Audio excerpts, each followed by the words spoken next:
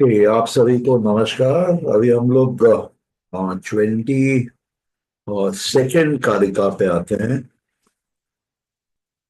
जो अब डिफाइन करती है कि एवोल्यूशन हमारे भारतीय शास्त्रों के हिसाब से, स्पेशली वैदिक शास्त्रों के हिसाब से अ, कैसे होती है, किस ऑर्डर में होती है।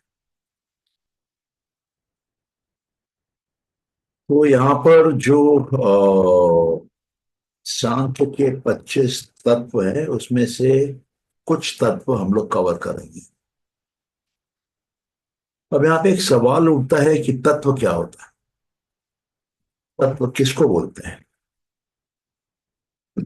तत्व को आप मल्टीपल लेवल्स पे समझ सकते हैं। और तत्व हो सकते हैं प्रिंसिपल, तत्व को हम एलिमेंट भी बोल सकते हैं, और तत्व को हम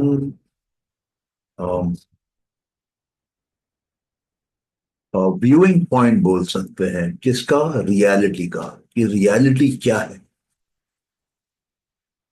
तो हम लोग कई बार जानते नहीं है कि रियलिटी क्या है। कोई सोचता है कि जो आंखों से दिखता है वो रियलिटी है, कोई उसमें जो कानों से सुनता है उसको जोड़ लेता है, कोई उसके साथ अ, मान लीजिए उसको छू के जो सेंसेशन पाता है उसको भी रियलिटी में जोड़ लेता है। कोई उसके साथ जो गंध है, जो स्मेल है, उसको भी जोड़ लेता है। और कोई उस वस्तु की कोई टेस्ट अगर है, कोई स्वाद है, उसको भी जोड़ लेता है, कोई रस है उसको भी जोड़ लेता है। तो ये जो रियलिटीज हैं, ये 5 अलग लेवल की रियलिटीज हैं, ग्रॉस लेवल पे, जहाँ पे मैटर जो है वो स्थूल है। वहां पर ये 5 रियलिटियां एग्जिस्ट करती है। फिर 5 रियलिटीज और होती हैं इंद्रियों की। हमारी आंखें जो देखती हैं, वो उसकी एक देखने की क्षमता है, देखने की शक्ति है, और उसकी देखने की एक ऊर्जा है। मैं आंख की बात नहीं कर रहा हूं, लेकिन जो लाइट अंदर जाती है और सेंसेशन पैदा करती है अंदर, जिसके माध्यम से हमको कोई वस्तु दिखती है, हम उसका शेप, उसका कलर देख के उसको आइडेंटिफाई करते हैं। ये एक इंद्रिय है, ये एक सेंसेशन की कैपेबिलिटी है, सेंसेशन का पावर है, सेंसेशन की आप शक्ति बोल लीजिए। तो जिस तरीके से हम आंखों के द्वारा सेंस करते हैं, आंखें यहाँ पर सेंस ऑर्गन है। आंख अपने आप में नहीं देखती है, आंख एक गेट है जिसके माध्यम से अंदर ऊर्जा जाती है, एनर्जी जाती है, और उसका मानस में पहले परसेप्शन होता है, उसको देखा जाता है, उसको परखा जाता है, उसकी कुछ पहचान की जाती है, और वही बोल लीजिए रोशनी, लाइट, और अंदर जाती है, बुद्धि तक जाती है। बुद्धि उसमें मैं और मेरा का मीनिंग जोड़ती है। फिर ये दोनों, जो मानस ने देखा और जो अहंकार ने देखा, सॉरी बुद्धि नहीं, पहले केस में अहंकार, जो अहंकार ने देखा, मैं और मेरा का संबंध जोड़ा, उन दोनों को फिर अंदर से बुद्धि तक लेकर जाते हैं। तो जो भी सेंसेशन हो रही है वो अलग है, आंखों के द्वारा अलग है, कान के द्वारा अलग है, और क्या बोलेंगे इसको, अ, नाक के द्वारा अलग है, और जीभ के द्वारा अलग है, और स्किन के द्वारा, चमड़ी के द्वारा अलग है। सबके सेंसेशन के अंदर जाने के रूट्स भी अलग है, सर्किट अलग है। आंख से जो सेंसेशन अंदर जाती है, कान की सेंसेशन उस तरीके से नहीं जाती है, साउंड अलग तरीके से अंदर जाती है। जो स्किन की सेंसेशन है वो अलग तरीके से अंदर बोलिए मानस तक, अहंकार तक, बुद्धि तक पहुंचती है। और इसी प्रकार से पांचों इंद्रियों का अलग पूरा रूट है, अलग डायरेक्शन है, अलग सर्किट काम करता है, अलग रियलिटीज का पता चलता है।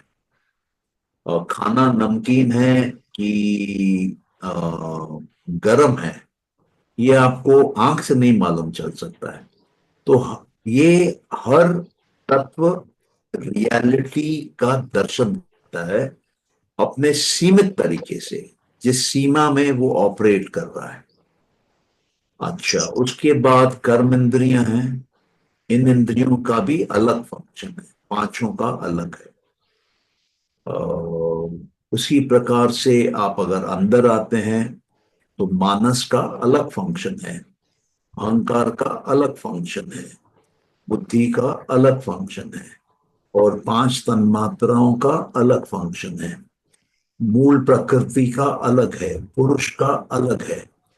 तो टोटल ये 25 तत्व है, जिसको अगर आप समझते हैं तो आप 25 तरीकों से इस दुनिया की, इस सृष्टि की, इस ब्रह्मांड की, इस क्रिएशन की, इस एग्जिस्टेंस की सच्चाई को समझ सकते हैं। आप ऐसा समझ सकते हैं कि एक जानवर है जू में, उसको आप 25 खिड़कियों से देख सकते हैं, और हर खिड़की से जब आप देखते हैं आपका दर्शन अलग होता है। वो जानवर का रंग रूप बदलता रहता है, आप जिस खिड़की से देखते हैं उसके अनुसार। तो ये जो रियलिटी है जिसके अंदर हम हैं, या ये रियलिटी जो हमको दिखती है अंदर या बाहर, या वो रियलिटी जो हमको दिखती है और नहीं भी दिखती है, या वो रियलिटी जो स्थूल है, जो सूक्ष्म है और अति सूक्ष्म है, या वो रियलिटी जो फाइनाइट भी है, इनफाइनाइट भी है, और उनके बीच में भी चलती है। ये सारी रियलिटीज को समझने के लिए ये 25 तत्वों को समझना बहुत आवश्यक है। जब इन 25 तत्वों का ज्ञान आपको मिलने लगता है, और सिर्फ ऊपर का ज्ञान नहीं, अंदर की प्रज्ञा भी मिलने लगती है, तो वो आपको इन तत्वों के ऊपर सिद्धियां देने लगती है। आपका बोलना चाहिए कि अ, अंदर की शक्तियां विकसित होने लगती है। अगर आप बुद्धि पे ध्यान देने लगेंगे तो आपकी बुद्धि विकसित हो जाएगी। आप अहंकार पे ध्यान देंगे तो आपका कर्ता भाव बढ़ जाएगा, करने की शक्तियां बढ़ जाएंगी। अगर आप मानस पे ध्यान देंगे, आपकी रीजनिंग की पावर, आइडेंटिफिकेशन की पावर, एनालिसिस की पावर बढ़ने लगेगी। अगर आप देखने पे ध्यान देंगे, आपकी देखने की क्षमताएं बढ़ने लगेगी। नॉर्मली अगर आप मान के चलिए कि 10 मीटर देख पा रहे हैं, और आपने अपनी क्षमता बढ़ा दी है, तो आप 2 किलोमीटर भी देख सकते हैं। आपने अपनी क्षमता और भी बढ़ा दी है, तो आपकी इंद्री जो है वो फिजिकल डिस्टेंसेस क्रॉस करके 7 समुंदर पार जाके भी देख सकते हैं। यहां बैठ के आप यूएसए में भी देख सकते हैं। तो अगर आपको समझना है कि ये एग्जिस्टेंस क्या है, आप कौन हैं, आप कहाँ से आए हैं, आप कहाँ जा रहे हैं, और इस पूरे जर्नी को कौन कंट्रोल करता है, और कैसे जीवन को आप उच्चतम लेवल पे ले जा सकते हैं, और किस हद तक ले जा सकते हैं, वो इन 25 तत्वों को समझने से पूरे तरीके से क्लियर हो जाता है। तो यहां पे वो बोलते हैं कि सबसे पहले जो प्राइमोर्डियल मैटर है, मैटर शब्द का प्रयोग किया जा रहा है। प्राइमोर्डियल मतलब अति पुराना, जहां सृष्टि का निर्माण अगर हुआ, वहां का मैटर। जहां मैटर का जन्म हुआ वहां का मैटर, जहां पर इन सब की शुरुआत हुई वहां का मैटर। तो ये बात को समझना आ, एक तरीके से आसान नहीं है, क्योंकि प्राइमोर्डियल मैटर जहां पर है वहां पर आप क्या आज जा सकते हैं? हाँ, जा सकते हैं आप। अगर आप इन तत्वों की गहराई में उतरना चालू करते हैं तो जहां पर ये सब शुरू हुआ आप वहां जा सकते हैं। और सिर्फ उतना ही नहीं, आप भविष्य में भी जा सकते हैं। 10 साल बाद, 100 साल बाद, 1000 साल बाद, 1 लाख साल बाद, 1 करोड़ साल बाद, 100 करोड़ साल बाद, और कई युगों बाद। तो इस सृष्टि में बहुत अद्भुत चीजें संभव है। आप जो सोचने लगेंगे वो घटने लगेगा। आप ये सोचेंगे कि मैं पास्ट से प्रेजेंट में आया हूं, और पास्ट में कोई बुरा कर्म हो गया है जिसके कारण से आपका आज का वर्तमान डिस्टर्ब हो रहा है, क्योंकि कर्मों का फल मिलता है। कर्म एक सीक्वेंस में चलते हैं, कॉज एंड इफेक्ट के सीक्वेंस में चलते हैं। लेकिन आप अंदर समय में मन के द्वारा, अहंकार के द्वारा, बुद्धि के द्वारा पीछे जा सकते हैं, उस घटना को देख सकते हैं और उस घटना को मिटा सकते हैं, उसकी मेमोरी क्लीन कर सकते हैं, क्लियर कर सकते हैं। तो आप देखेंगे आपका जो आज है वो बदल जाएगा। आप देखेंगे कि अगर आपके मन में कोई गिल्ट है जो कि 50 साल पुरानी घटना से संबंधित है, आप आज एक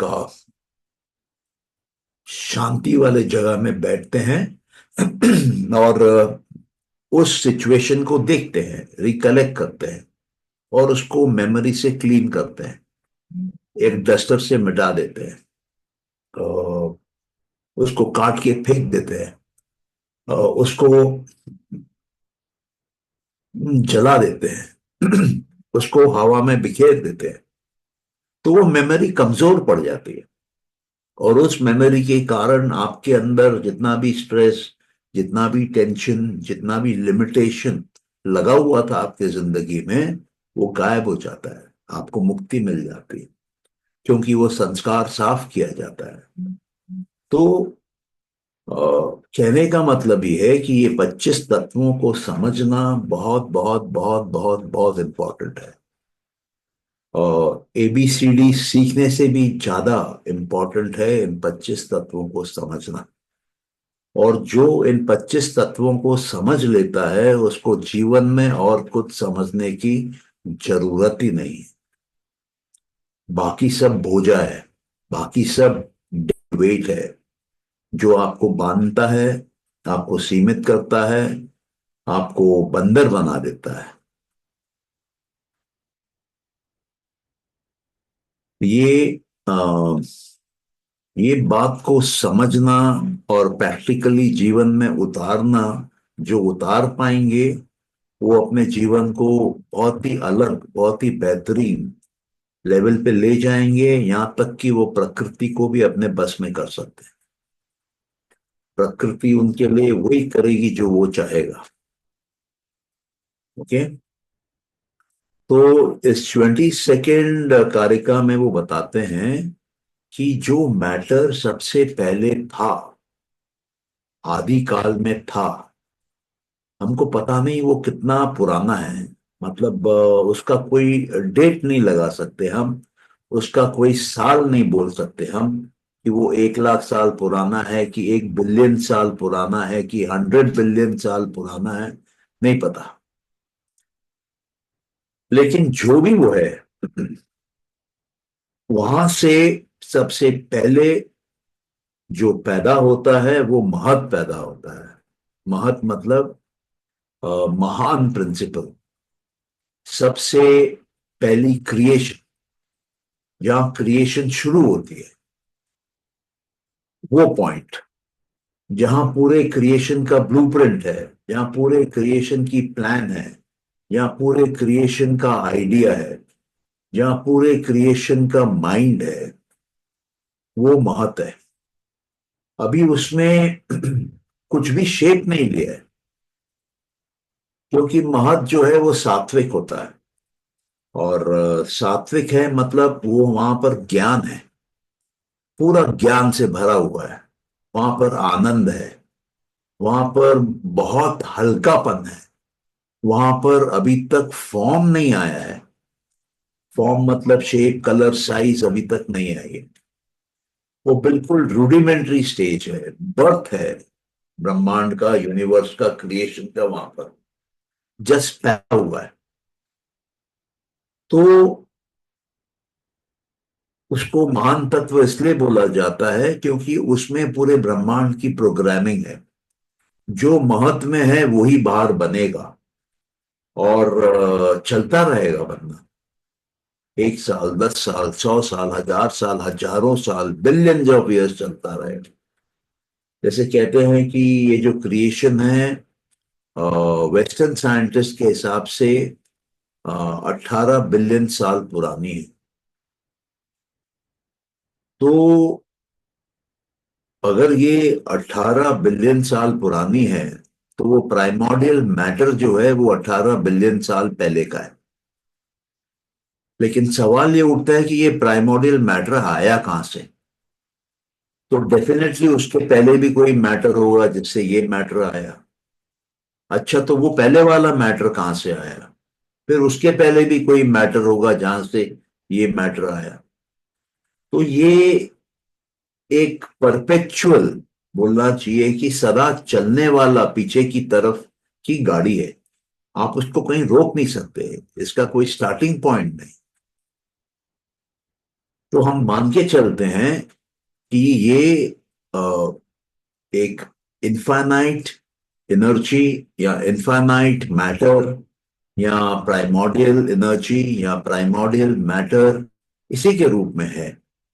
एनर्जी और मैटर इंटरचेंजेबल है यहाँ पर, क्योंकि एनर्जी से मैटर बनता है, मैटर से वापस एनर्जी बन सकता है, बनता है। हम जब दुनिया की तरफ रोल करते हैं, तब सूक्ष्म एनर्जी से स्थूल एनर्जी बनती है, मैटर बन जाता है। और जब हम दुनिया से लौट के आते हैं वापस पुरुष की तरफ, तो मैटर से एनर्जी बनता है। पहले माइंड बनता है, फिर माइंड से प्योर एनर्जी बनती है, फिर हम एनर्जी की दुनिया को भी पार करके पुरुष में चले जाते हैं, एनर्जी के बाउंड्री लाइंस को क्रॉस कर जाते हैं। तो जब हम नीचे आते हैं तब मैटर बनता है, जब ऊपर जाते हैं तब एनर्जी बनती रहती है। और जब नीचे आते हैं, तब आप मान के चलिए कि अ, एक ऐसी स्टेट है जिसमें कोई एनर्जी नहीं है, सिर्फ देखने की क्षमता है। और एक ऐसा स्टेट है जो प्योर एनर्जी है, उसमें देखने की क्षमता नहीं, वो देख नहीं सकती। तो उसको हमने एक पहले कारिका में देखा था कि एक अंधा है और एक लंगड़ा है। लंगड़ा चल नहीं सकता, अंधा देख नहीं सकता। तो मूल प्रकृति देख नहीं सकती, प्रकृति का कोई भी तत्व देख नहीं सकता। देख कौन सकता है? देख सिर्फ पुरुष सकता है। दृष्टा कौन? पुरुष। और अदृष्टा कौन? मूल प्रकृति। तो ये दो स्टार्टिंग पॉइंट्स हैं सृष्टि के, क्रिएशन के, यूनिवर्स के, जो भी नाम आप दे दीजिए। अब इसमें से जो मूल प्रकृति को यहाँ प्राइमोर्डियल मैटर बोला गया है, और ये अपने अंदर से इवॉल्व करती है। इवॉल्व करती है मतलब जैसे माँ अपने अंदर बच्चे को इवॉल्व करती है। बच्चा माँ के अंदर जुड़ा हुआ रहता है और धीरे धीरे खाता है, बढ़ता रहता है, बढ़ता रहता है, बढ़ता रहता है, बढ़ता रहता है, इतना बढ़ जाता है कि अंदर अब अकोमोडेट नहीं हो सकता, वो बाहर निकल के आता है। माँ को भी पेन होता है, उसको भी पेन होता है, वो बाहर निकल के आता है, लेकिन अभी भी बंधा हुआ रहता है माँ के साथ। तो उसका जो अम्बिलिकल कॉर्ड है उसको काटा जाता है और उसको सेपरेट किया जाता है माँ। तब माँ अलग इंडिविजुअल हो जाती है, और वो जो बच्चा है, बेबी है, वो अलग इंडिविजुअल हो जाता है। तो यहां पर क्या है कि ये सीक्वेंस में चल रहा है। मूल प्रकृति पैदा करती है महत को। महत जो है वो इवॉल्व करता है और पैदा करता है अहंकार को। अहंकार को इंग्लिश में आई प्रिंसिपल भी बोलते हैं, क्योंकि ये मैं और मेरा वाली जगह है। यहाँ खड़े होके, इस तत्व पे खड़े होके आप सच्चाई को देखेंगे तो आपको सब चीजें मैं और मेरा के दृष्टिकोण से ही दिखाई देंगी। और अगर आप महातत्व में खड़े होके, उस तत्व में खड़े होके पूरे सृष्टि को देखेंगे, आपको सब एक जगह से दिखाई देगी, यूनिवर्सल दिखाई देगी, कॉमन दिखाई देगी। जैसे कहते हैं ना, universal brotherhood, universal love, universal humanity. वो यूनिवर्सल जो क्वालिटी है, सबको एक समान देखना, एक जगह से देखना, वो दिखता है महत से। और जब आप अहंकार से देखते हैं तब आपको अपने इंडिविजुअल दृष्टिकोण से दिखता है, अपने पर्सपेक्टिव से दिखता है, मैं और मेरा से दिखता है, सेल्फिश एंगल से दिखता है। और आपको उस समय अपना नाम, अपनी जाति, अपना पिता, अपनी माँ, अपने पोजीशन, अपना घर, अपना देश, अपना धर्म, सब वो मैं और मेरा के एंगल से उसके दायरे में ही दिखता है। तो ये कहते हैं कि जो मूल प्रकृति है, जो इनफाइनाइट है, उससे महत आता है। महत फाइनाइट है। और महत से अहंकार आता है, वो भी फाइनाइट है। और उससे 16 और निकलते हैं। तो अहंकार से ये कह रहे हैं कि 16 और बच्चे निकलते हैं। मतलब अहंकार वो माँ है जिसके कोख में 16 बच्चे पलते हैं एक साथ, और बाहर निकल के आते हैं एक साथ। तो ये 16 बच्चे कौन है? इस 16 बच्चों में पहला जो बच्चा है वो मानस है। दूसरे जो बच्चे हैं 5, वो ज्ञान इंद्रियां हैं। तीसरे जो बच्चे हैं 5, वो कर्म इंद्रियां हैं। तो ये कब निकलते हैं? जब अहंकार सात्विक होता है, अहंकार की स्टेटस, अहंकार की अवस्था सात्विक होती है, तब सबसे ज्यादा सत्व का जो तत्व होता है वो मानस होता है। उससे कम सत्व में जो तत्व होता है वो 5 ज्ञान इंद्रियां होती हैं। उससे कम सत्व में जो तत्व होते हैं वो 5 कर्म इंद्रियां होती हैं। और जब अहंकार तामसिक हो जाता है, क्योंकि ये प्रकृति में है, ये बदलता रहेगा, ये सात्विक होगा, राजसिक होगा, तामसिक होगा। तो जब ये तामसिक हो जाता है तो पहले 5 तन मात्राएं निकलती हैं। तो जब आप 5 तन मात्राओं को, 5 कर्म इंद्रियों को, 5 ज्ञान इंद्रियों को और एक मानस को जोड़ेंगे तो 16 है।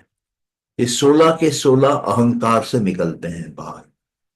और जो एक्चुअल फिजिकल वर्ल्ड हमको बाहर दिखता है, जिसमें नॉर्मली हम जीते हैं, वो 5 तन्मात्राओं से निकल के आते हैं। पंच महाभूत, मतलब पृथ्वी, जल, अग्नि, वायु, आकाश, ये बनते हैं 5 तन मात्राओं से।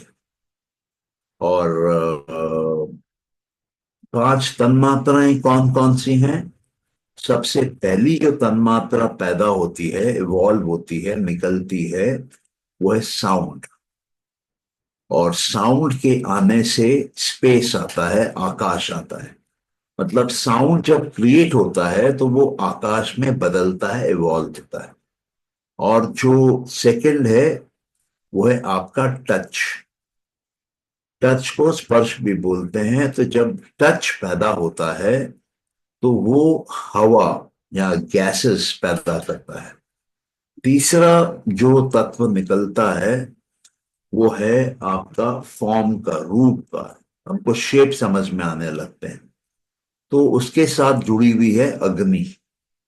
अग्नि होने से हमको शेप दिखाई देता है।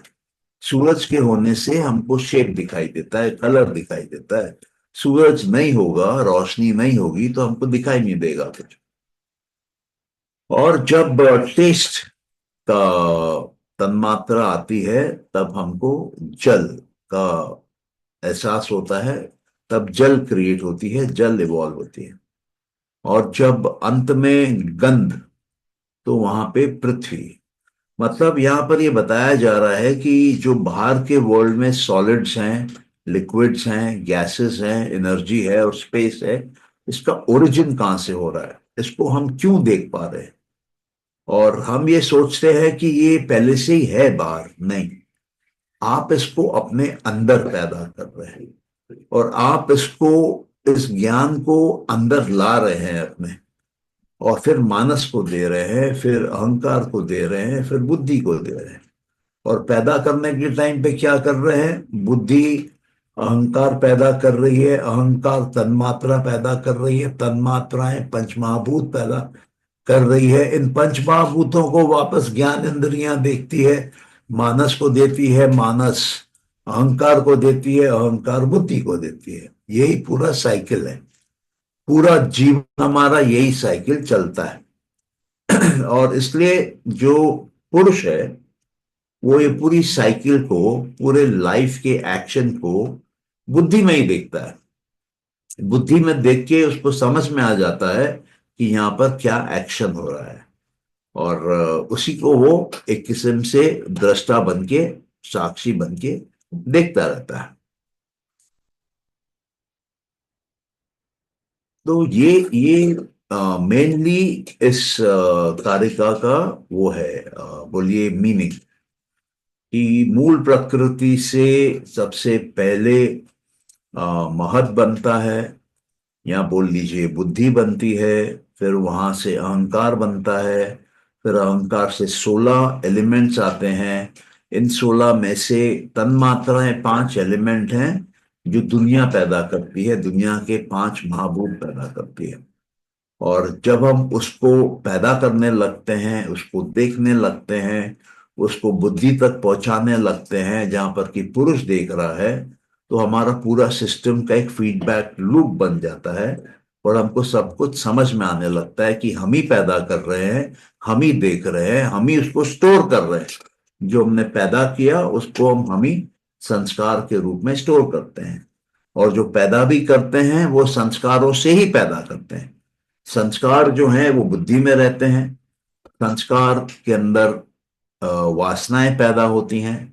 ये वासनाएं हमारे अंदर अहंकार में दिखाई देती हैं, डिजायर्स के रूप में। और ये जो डिजायर्स है, ये तन्मात्राएं पैदा करते हैं। ये तन्मात्राएं जो हैं ये पंचमहाभूत पैदा करते हैं। इनको वापस हम देखते हैं, जैसे मैंने पहले कहा कई बार, हम देखते हैं इंद्रियों के माध्यम से, फिर मानस में देखते हैं, फिर आपके अहंकार में देखते हैं, फिर बुद्धि में देखते हैं। फिर बुद्धि जिसको एक्सेप्ट करती है, ये जो रियलिटी जो आई बुद्धि के पास, बुद्धि जब उसको एक्सेप्ट करती है, वो वापस संस्कारों के रूप में स्टोर हो जाता है बुद्धि में। तो संस्कार जीवन बाहर पैदा करते हैं, और बाहर के बने हुए जीवन से अगले जीवन की तैयारी होती है, वो संस्कारों के रूप में सेव होती है।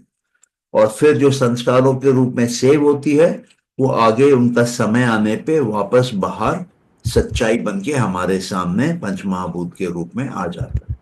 तो यही साइकिल कंटिन्यूअसली चलता रहता है, इसी को जीवन बोलते हैं। लेकिन हम क्या सोचते हैं? हम सोचते हैं कि ये सब बाहर हो रहा है, और हम बाहर को ठीक करने की कोशिश करते हैं। तो ये सबसे बड़ा भ्रम है। जब आपको ये समझ में आएगा कि आपकी टोटल जीवन की सच्चाई आपके अंदर बन रही है, आपके चित्त में बन रही है, आपके मानस अहंकार और बुद्धि में बन रही है, आपके संस्कारों के माध्यम से बन रही है, आपके कर्मों के माध्यम से बन रही है, तो कंट्रोल आपके पास है। कंट्रोल बाहर किसी के पास नहीं है। जितना आप अंदर अपने चित्त को मैनेज करेंगे, संस्कारों को मैनेज करेंगे, उतना ही बाहर आपका जीवन ऊंचे ग्रेड का हो सकता है, टॉप मोस्ट ग्रेड का हो सकता है। या सौम्या पूछिए, क्या पूछना है? सर, ये जो आपने बताया संस्कारों से अ, वासना और वासनाओं से ही हमारा डिज़ायर होता है, वो एक बार फिर से समझा दीजिए। ओके, ये पूरा चेन चालू कहां से होता है? ये पूरा चेन चालू होता है बुद्धि से। अभी हम बुद्धि से बाहर की तरफ जा रहे हैं, दुनिया की तरफ जा रहे हैं। तो बुद्धि से अहंकार पैदा होता है। अहंकार से 16 तत्व पैदा होते हैं जो हमने देखे। और इन 16 तत्वों में जो 5 तन्मात्राएं हैं उनसे पंच महाभूत पैदा हो रहे हैं, मतलब बाहर की दुनिया पैदा हो रही है। हमारे दुनिया में जो सॉलिड हमको दिखता है वो पैदा हो रहा है, जो लिक्विड हमको दिखता है वो पैदा हो रहा है, जो गैस दिखता है वो पैदा हो रहा है, जो एनर्जी ऊर्जा दिख रही है वो पैदा हो रहा है, और जो आकाश के नीचे हम हैं, आकाश तारों के नीचे, वो पैदा हो रहा है। अब ये पैदा होने के बाद हम इसको देखते हैं, ज्ञान इंद्रियों के माध्यम से इनका सिग्नल पकड़ते हैं, अंदर लेके आते हैं। इसको मानस देखता है, इसको अहंकार देखता है, इसको वापस बुद्धि देखता है, और बुद्धि इसको सेव कर लेता है। जैसे बुद्धि समझना चाहता है वैसे समझ के इसको सेव कर लेता है। तो स्टोरी चालू होती है अहंकार से, नीचे जाती है, कुछ बनता है, वहां से वापस आती है। बुद्धि में अहम ये संस्कार या तो मॉडिफाई होते हैं या तो नए संस्कार स्टोर किए जाते हैं। प्राइमरीली यही एक फंक्शन है। ये अभी क्लियर है आपको? सॉरी, ये वाला पार्ट क्लियर है सर। जब आप बोल रहे थे कि संस्कारों से ही हमारी वासनाएँ बनती हैं, हाँ, वासना को क्या बोलेंगे? इंटेंशन? वासना को आप डिजायर बोल सकते हैं। अच्छा। आपके डिजायर्स कहां से आ रहे हैं? आपके डिजायर्स आपके पास से आ रहे हैं, हुँ, है ना? जो भी आपके संस्कार हैं उससे आ रहे हैं। संस्कार फ्यूचर से भी बन सकता है। आपके मन में कोई कल्पना आई, वो कल्पना से भी संस्कार बनता है, और वो संस्कार जो कल्पना से आई वो भविष्य बना सकता है आपका। अगर आप संस्कारों को ठीक से मैनेज करते हैं तो वो जो संस्कार आपके अंदर पैदा हुए हैं वो बाहर स्थूल मैटर के रूप में, पंचमहाभूत के रूप में आ सकता है। अभी क्लियर है आपको? हाँ सर, ठीक है। तो दुनिया जो है वो बाहर नहीं है, दुनिया आपके अंदर है। आपको लगता है बाहर है, लेकिन बाहर कुछ नहीं। और जो आप अंदर सोचे हैं आज तक, उसी से दुनिया बाहर दिख रही है। आप अंदर का अपना सोचना चेंज कर देंगे, आपकी बाहर की दुनिया संग संग चेंज हो जाएगी। आप अपना थॉट प्रोसेस चेंज कर देंगे, बाहर दुनिया चेंज हो जाएगी। आप अपना पर्सपेक्टिव चेंज कर देंगे, बाहर दुनिया चेंज हो जाएगी। आप अंदर खुश हो जाएंगे, आपको बाहर सारे लोग खुश नजर आएंगे। आप अंदर दुखी हो जाएंगे, आपको बाहर सारे लोग दुखी नजर आएंगे। आप अंदर डिप्रेशन में आ जाएंगे, आपको बाहर सारे डिप्रेस्ड लोग नजर आएंगे। बाहर कोई रियलिटी है ही नहीं, आप ही बना रहे हैं। इन 25 तत्वों में रियलिटी है। हाँ बोलिए। तो सर, संस्कार हटाने के लिए उस पर जानना जरूरी है, या हम कमांड दे के हम अपने पुराने और नए सभी संस्कार खत्म करते हैं तो चेंज हो जाएगी हमारी संस्कार फितरत? संस्कार जब पूरे रूप से खत्म हो जाएंगे तब आप पुरुष में आ जाएंगे, मोक्ष का अनुभव करेंगे, ईश्वर समान आपका जीवन होने लगेगा। तो नहीं सर, मैं ये ईश्वर, क्वेश्चन हाँ, कि ये जानना जरूरी है कि सारे संस्कारों को हम एक साथ डिलीट कर सकते हैं? अगर आप में वो कैपेसिटी है तो कर सकते हैं। अगर आप में वो कैपेसिटी नहीं है तो नहीं कर सकते हैं। जनरली जिनका अभ्यास किया हुआ रहता है बहुत ज्यादा, उनके लिए संभव होता है। किसी कारण से वो किसी सब्जेक्ट में डीप चले गए हैं और समाज में बहुत इंटरेक्ट किए हैं, उनके अंदर बहुत सारी वृत्तियां बन गई हैं। बट क्योंकि इनको अभ्यास है, और समाधि में जाने का मतलब थॉटलेस स्टेट में जाने का, या वृत्तियों को हटाने के स्टेट में जाने का। क्योंकि वो पुरुष का अभ्यास किए हुए हैं, वो ईश्वर का अभ्यास किए हुए हैं, तो वो जल्दी निकल के बाहर आ सकते हैं। लेकिन जिनका अभ्यास नहीं है वो भी आ सकते हैं, पर उनको समय लगेगा। क्लियर है? सर आपने एक बार, हाँ जी सर, सर आपने एक बार ये बताया था कि कान में से आवाज आती है, तो उसका क्या साइन है, मतलब उसका क्या अर्थ है, क्या उससे क्या क्या बताया था? मतलब किसी को ओंकार की, किसी को नहीं, मैं समझ नहीं पा जिन रहा। झिंगूर की आवाज आती है ना, आपने एक बार पूछा था। आवाज आती है? हाँ, कान में कंटिन्यू। हाँ, उसको अनद नाद बोलते हैं। हाँ, तो उससे क्या अर्थ क्या निकलता है, मतलब उससे क्या। उससे मतलब वो एक्चुअली उनके लिए वैलिड है जो कि हठ योग करते हैं और कुंडलिनी को जगा रहे हैं। तो जब सुषुम्ना नाड़ी से ऊपर प्राण प्राण की शक्ति आना चालू हो जाती है, तभी अनंत नाद चालू होता है। और अनंत नाद चालू होने के बाद जो भी साधक है वो उसी नाद पे ध्यान लगाता है। ये नाद 24 घंटा चलती है, और उसी पे ध्यान लगाता है। ध्यान लगाते लगाते चित्त को सुला देता है, या चित्त जो है वो आत्मा में लीन हो जाती है, एक हो जाती है। Thank you. या। और कोई क्वेश्चन?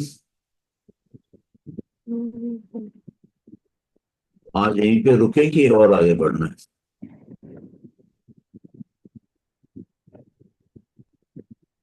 इतना ही ठीक है सर।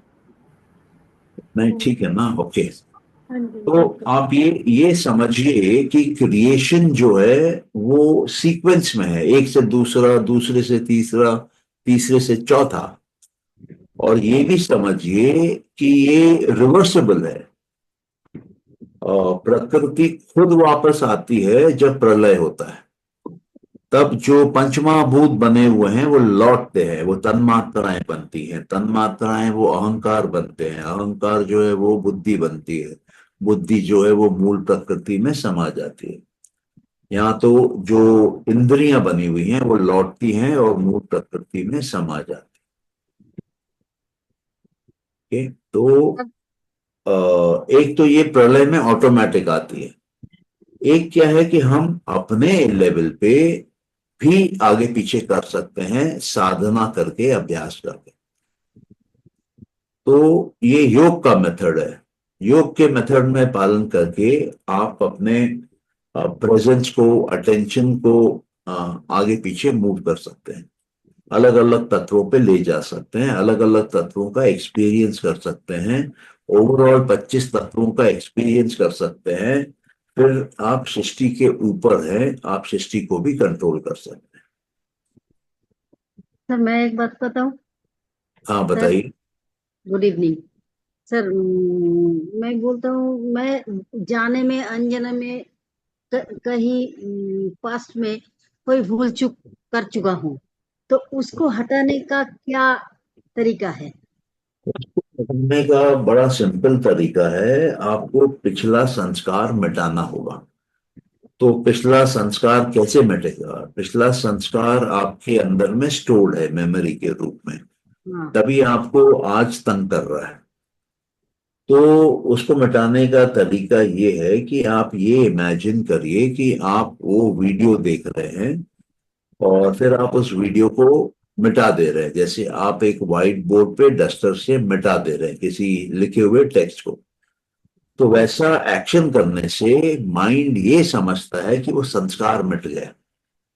और किसी किसी केस में 100% समझ लेता है एक बार में, किसी किसी केस में 70%, 60% समझ लेता है। जहां पे पूरा समझ लेता है वहां पे वो संस्कार वाइप आउट हो जाता है। जहां पे पार्शल समझता है, आपको उस एक्टिविटी को 2 बार 3 बार रिपीट करना पड़ता है जब तक वो पूरा मिट जाए। और अगर वो फिर भी नहीं निकलता है, कुछ रह जा रहा है बार बार, तब थोड़ा ड्रास्टिक एक्टिविटी करके उसको खत्म करना है। ठीक है। Yes sir. या और किसी का question?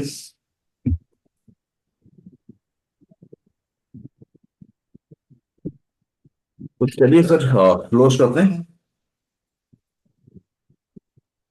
Ji sir. Yes, sir. Okay. Thank you.